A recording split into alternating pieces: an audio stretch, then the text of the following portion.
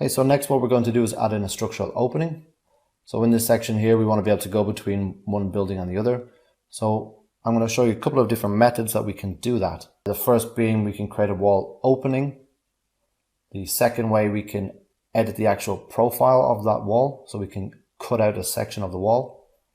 And thirdly, we're going to use the structural opening component.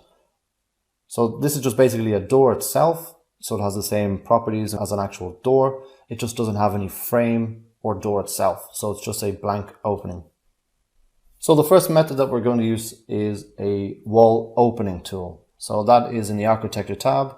In the opening panel here, there's our wall. But to get a good view of what we're going to be doing, I'm going to place a section view.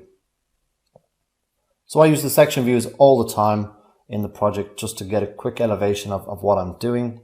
You can also place elevation views if you want, but I just find personally that the section view is a lot quicker, a lot cleaner, and so on. So to place it, it's up here in the quick access panel, and there's our section view. So click to activate it. So to place my section view, I'll just click once and click again to place. So I start at the bottom and went up. If you go from the top down, the view will be the opposite way.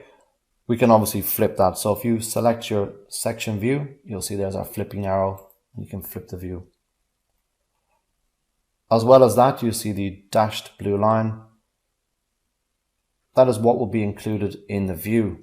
So if I wanted all of these columns to be in the view, then I'd leave it where it is. If I didn't and only wanted just a small section behind, just drag it behind, and now everything behind will not be included in that view. Same goes for the width. As well, I can cycle through the different section heads here and use the grips to extend it out. If the section view is quite long and you didn't want everything to be on display, that little elbow there, we'll cut it in half and we can shorten it down. So that's the basics of a section view. So I'm just going to delete out that one. And every time I place a section view, if you come over to the project browser, scroll down, there's our sections heading, expand it, and that's our section 1. So to open up the actual section view, you can either double click on section 1, and there's our section view. You can also double tap on the beak, and again, that's our section view. So what we need to do is just expand out this crop view so we can see our view. If you select the rectangle, we get the 4 grips, top, bottom, left and right, and we can just click and drag. What I can do now is I can have multiple windows open at the same time to see what I'm looking at. What we're looking at on the screen is called a window tile. If I minimize, you'll see I've got 2 currently open. If I open another, so there's 3 different window tiles.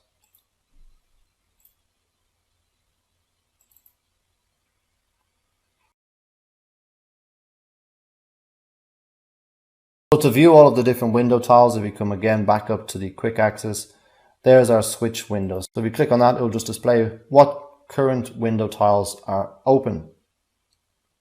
If there's too many open, you can select close all window tiles or close hidden windows. If there's too many open, you could have 10, 15, 20 open at once. What you can do is click on the close hidden windows, and that will close all of the other windows apart from the one that's currently open. So the different window tiles that I want to be open are my ground floor.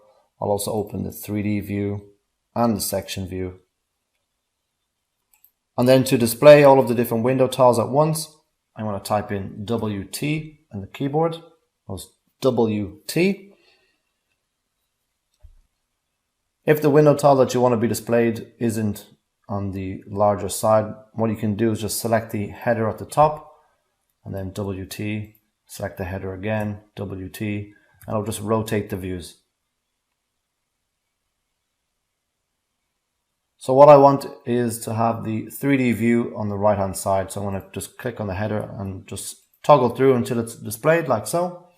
And then I can zoom in.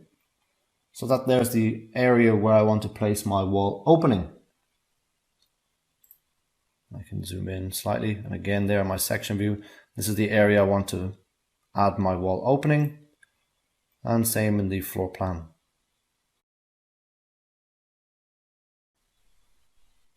Next I go to the opening panel, select the wall opening, and then I'll just click on the 3D header there. First I got to select my wall, so I'll just click on the wall itself, and now I simply have to draw the rectangle on the wall. Again, just placing it anywhere at the moment, so we're not concerned about the height and the width.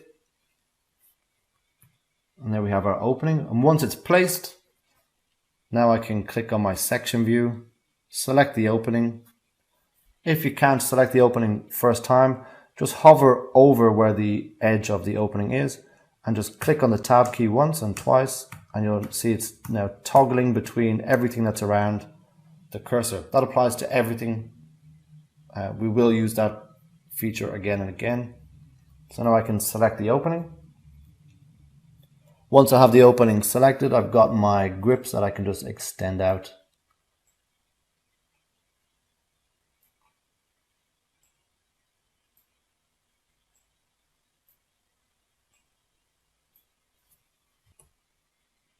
So that is one method of creating an opening. The downfalls to this, if I go on my ground floor plan,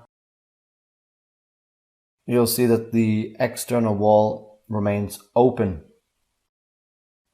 So what I mean by that is the brickwork doesn't return into the blockwork, or the blockwork doesn't return into the brick. Same below. So there is a small downfall to that. So next, if you just select the opening and delete it,